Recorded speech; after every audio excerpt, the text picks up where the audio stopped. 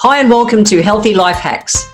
I'm Jennifer Jefferies, the present-day wise woman, a realistic naturopath coming to you from the surfing beaches of Australia. This podcast is for those of you who are wanting to really rock your life and health and live from a place of prevention. Let's get into today's episode. Hey everyone, I'm excited to be here for this episode because we're going to have a chat to an amazing lady who I've met called Deb Parsonage. And Deb Parsonage owns a company called Busy Paws. And as a new puppy mum, I have been going, Deb, help me with this, help me with that. So let's start by Deb. Welcome to my podcast. Thank you very much. And you put out amazing reels all the time. I'm learning doggy by watching your little hacks on how to look after doggies. But before we get into that, do you want to tell us a bit about you and Busy Paws and how you got to be Busy Paws and all those things? Because you do amazing things. Oh, thanks, Jen. Well, I'm actually trained as a primary school teacher. And so that was my thing. That's all I ever wanted to be, was a primary school teacher. But I got a little bit disillusioned with the whole process and the system and whatever, and then had kids and priorities changed and I decided to step away from teaching. And then it was just kids. Kids. Thank you for making children in this world. I appreciate that. Save me having to do it. Thank you. You're welcome. So my life revolved around kids. Always had dogs. They were always a huge part of my life. But I focused mainly on the kids growing up. And then they got to sort of high school. They started getting a little bit more independent, still needed their mum. But I got to a stage where I was like, I need to do something with my life. What is it? What's my passion? My passion was always teaching. I was always a teacher. I needed to do something different. Anyway, went through a few little trials and errors. We do that as we reinvent ourselves. Yeah. But then I really thought I've got to follow this passion of dogs. So went into dog training, did a few certifications and things like that. And then we actually got a dog, Rosie, who's a rescue. She was supposed to be a Dachshund. And we got her and she just kept growing and growing and growing. And she's now the size of like a Kelpie. She looks like she's got a bit of greyhound or whippet in her. She's a decent sized dog. She is not a Dachshund. She's definitely not a Dachshund. But the thing with Rosie is that she is itchy. She's a very itchy dog. Really struggled to get on top of the itchiness. And that's where my journey into raw food and raw feeding came in. Right. And like so many people, we were told this, we went through the food tolerance testing and all that kind of stuff. Yep. She didn't seem to be allergic to anything, put it down to environmental. And the solution from the vets was to have her on a low dosage of steroids, basically for the rest of her life, on and off. Oh, that can be a medical model for humans. Yes. I just went, this cannot be. I cannot possibly have her on steroids because, I mean, you know what the side effects are, especially long-term. Long-term, nasty stuff. Terrible. So got onto raw feeding and she is completely raw fed and her allergies, she still struggles, but her own body can manage it a lot better. So what's less inflammatory and stuff too. Oh, absolutely. She hasn't had a steroid tablet for I can't remember when last. Great news. Okay. Completely off them. And that's where my passion came across for the nutrition for dogs. Right. And obviously the dog training. Yep. And then I started following you and went, oh my God, there's so much overlap between human health and dog health, in particular dog health. So, that's basically it in a nutshell. All right, cool. Well, that's why I said to you, let's have a chat about it. Let's pull it apart because there's overlays, even that emotional, doggy with scratches, humans with scratches, same kind of things. Emotionally, something's under their skin. Yeah. So, yeah, we thought we'd talk a little bit about the human and the dog mirroring kind of thing. So what's your first thoughts around that? Let's just start the conversation. Yeah. So for dogs, we will, and this is how I start a training session. Yeah. I will always explain to people that dogs, like humans, we call it a stress bucket, but in humans, it could be your pup or whatever. And dogs have the same emotional stress bucket. Right. And throughout the day, things are happening and playing into that bucket. And they can be good things, excitement. Yep. It can be bad things, things that they're worried about. But throughout the day, things are playing into that bucket, and that bucket is filling up. If we don't give our dogs time to empty that bucket, they will explode. And that is barking, exactly. Barking, lunging, going nuts, all sorts of things, digging, destroying things. You see people that have their beds all ripped apart and stuff like dog beds. It's stress. So it's the same as us. And everybody that I say to that, I've explained that to them, and they're like, oh, yeah, that makes perfect sense. Yeah, it does. So we need to manage our dog's stress just like we need to manage our own stress. And, if we can see them, that stress bucket filling up, we need to give them time to rest so that they can empty that bucket so that they can handle more things going in. And like I said, it's good or bad. That doesn't matter. So the same as us. So we have that downtime, quiet time, getting a good sleep, all those kind of things. We're crate training. From what you said, and that was really big for me to get my brain around, because I'm like, we're putting her in a cage. Yes. We're not, you kind of explained it's like that safe little timeout, quiet place, and she loves it. She runs in there. She'll take all of her bloody toys in there, and it's like, this is my place. We're going, okay. Yeah. And it works. Yeah, and that's what I say to people, is that it's kind of like you coming home from a really crazy busy day. You've had to make lots of decisions, and someone says to you, look, just go and sit down in a nice quiet spot, just turn your phone off, turn your laptop off, don't worry about it, just relax. That's not a punishment. No. That's a gift. Yeah. And put a crate for a dog is the same thing. It's a nice, safe place for them to just go and empty that bucket. And, by closing off the visual and the sounds and them not being able to sort of move around and get excited, it just helps them, settle. And like you're saying with Darcy, she runs into the crate. My dogs run into the crate too. They love it. She loves it. Their crate. And it's a switch. They go in there and they settle down and they calm down. So they know that. So it's a great tool for owners to use to just help their dogs settle down. Yeah. We've got a dog bed for her, and then we've also got the crate in the same room. And it's interesting to see, sometimes she'll go to the crate and sit quietly with a toy, and other times she'll be amongst it all with us, on her dog bed. It's fascinating to watch that. And so I guess it's the same with us. Sometimes we just want absolute quiet time and don't want to talk to anyone to recharge, and sometimes we still want to just be on the edge of it. Sometimes you just want to sit on the sofa. You can still have people around. Sometimes you just want to be in the bedroom with the door closed. So what's a dog's version of adaptogens? So we, as humans, adaptogens, herbs, to balance our stress hormones and to preferably come from a place of prevention. What's the doggy thing? Is it to go for a bit of a walk or something, or what works for them? From the prevention. So for dogs, there are obviously supplements just the same as humans, and herbal supplements too. Like, it's becoming more and more of a done thing for dogs to be. Even aromatherapy is being used. You're using aromatherapy with your dog. And I'm having incredible results. It's super interesting. But yes, you can, as long as if they're getting a good diet, they shouldn't need more supplements. But it's just like us, if we're eating well, we still might need that little boost just to take our health to the next level. So same thing with the dogs. But as far as like your deep breathing, like if we're stressed, we would take a deep breath.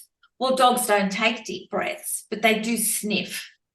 So sniffing So would be sniffing. like, yeah.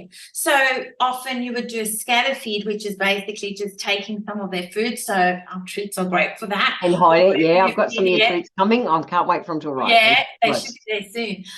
You know, throwing that in the grass and getting your dog to actually sniff it out is great. That's like them taking a deep breath, so it can be calming. It does depend on the breed too, because if you've got a sniffy dog like a terrier, sniffing might make them more aroused, so it might be super exciting. So you've got to look at the dog that's in front of you and you know, manage that how they go. So I've got working breed dogs, so Kelpies and mixes of things, Dachshunds and things. But yeah, so if things are excitable and neighbours are riding their motorbikes or something like that, that's a great time to do a scatter feed. Just take a deep breath and calm down and settle down. Another thing, of course, is chewing. Chewing on bones, raw bones is great for them. Puppies obviously need it for their teeth and all the rest of it. And licking is another calming activity. So, yeah, any of that, that's kind of like, I suppose you could say that's their meditation. Like just there, taking a deep breath and just calming themselves. I love it. So do you think it works for them to do that kind of stuff in prevention, like with us? Oh, if we meditate and have quiet time, it helps us not fling off track as far. It does work the same with dogs? Absolutely, yes. So I would encourage owners to be doing those sorts of things with your dogs every day. Right. So, you know, the licky mats. The licky mats you put like peanut paste and stuff on. Yeah, I'm not a big fan of peanut butter, but I prefer to go with it like the raw food, just smeared on. Or kefir is really great because it gets some nice, good bugs into them and that sort of stuff. Okay, cool. Another one is which I just recently found out. I always knew Manuka honey is amazing. Yeah. But honey local to your area is really good for them. Yeah, and that's good for allergies too, because it's made from the plants that are in the local area. Yeah. So I'll put a little bit, or even natural yogurt. Just put a little bit of natural yogurts are right. Cool. Obviously, anything like people, if you give it to them and their tummy starts acting up, you go, oh, okay, this isn't going to work. Just, So even your leftover veggies. You know, obviously be mindful of the toxic things for dogs. But your normal run-of-the-mill veggies, they can be squished into a licky mat and just lick. Good to know. Yeah, bone broth, stuff like that, and you can freeze it. Okay, so here's one. All right, so with that, with humans, because our gut's like a big crock pot, we don't want to be giving ice.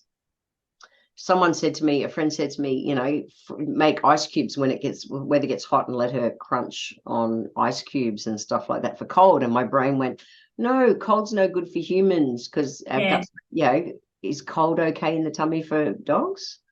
Well, I guess it's coming from a different angle. We're freeze food for enrichment. So to give you an example, I would freeze a Kong for my dogs. Not so much to cool them down, but for them to have something to do for a longer period of time. Okay. So if I gave my dogs a Kong that wasn't frozen, then it'd be done in 3 minutes. It'd be finished. Right. Okay. But if it's frozen, they've actually got to, you know, chew on it and slowly get it. I suppose like what you're saying with the cold in the tummy, it's not... I'm not a fan of ice cubes, and ice water is definitely a no-no for dogs. Same as humans. But when they're eating something that's frozen or licking it, it's more like an ice cream. You know, it's not like a big frozen wolf. It's just slowing them down a little bit. Okay. And, I mean, definitely it wouldn't be the only way. You wouldn't feed your dog everything frozen, but it's just a little bit of... It's more for the enrichment. Yeah. Okay.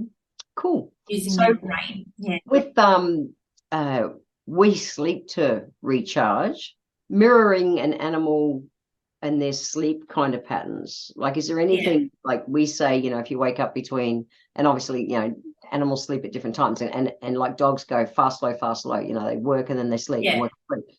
But with us, our different sleep patterns mean different things to me as a naturopath. Is there any mirroring there with sleep and dogs? I don't really think so. Most dogs should be sleeping through the night. From puppy, really, they should be sleeping through the night. Yep. Like us, they shouldn't be getting up to do a wee. Like they've got the capacity to hold on to that. So they shouldn't be doing those sorts of things unless it's age, they're too young, or age, they're too old. Too old, yeah. Like an average aged, healthy dog should not be getting up through the night. Yep. And dogs need a lot more sleep than we do. And if you think of animals in the wild, they're not running around. No, they hunt and sleep. They hunt or they sleep, Yeah. So we have this idea as pet owners, so we've got to keep our dogs busy, go, do things, go everywhere, where they actually need to be able to be calm. And yes, it's great to have fun and do fun things, but that comes back down to the bucket. It fills your bucket up. Even if it's fun, it needs to lower down. Downtime. And when we push our dogs and we don't recognize that their buckets are filling, that's when you start getting reactivity and things like that. So it's something to be really mindful of.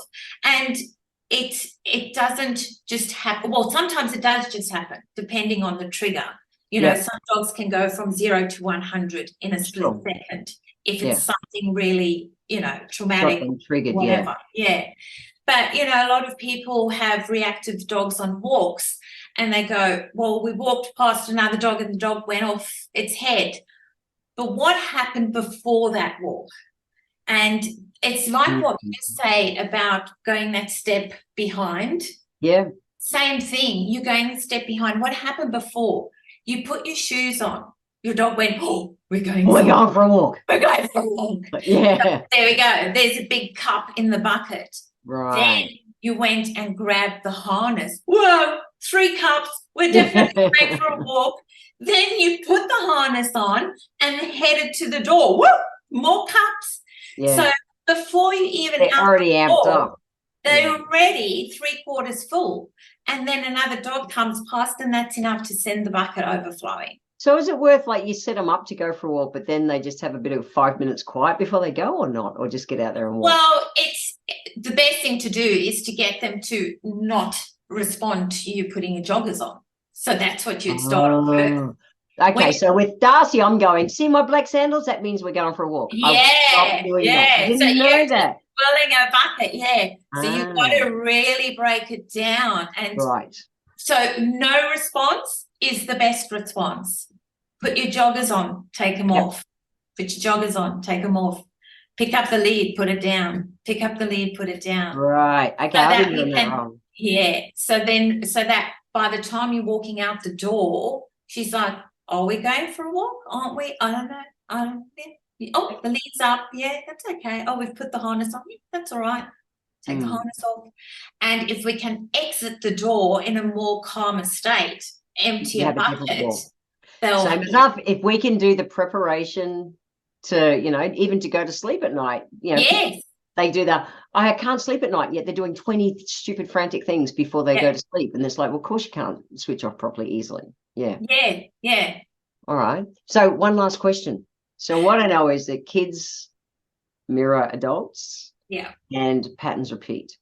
And so if my mum, for instance, was kind of that really outwardly, emotionally charged kind of person, that we learn our behaviors from our childhood through, and we generally carry that into being an adult until we realize we're an adult and we can create different behaviors. Yeah.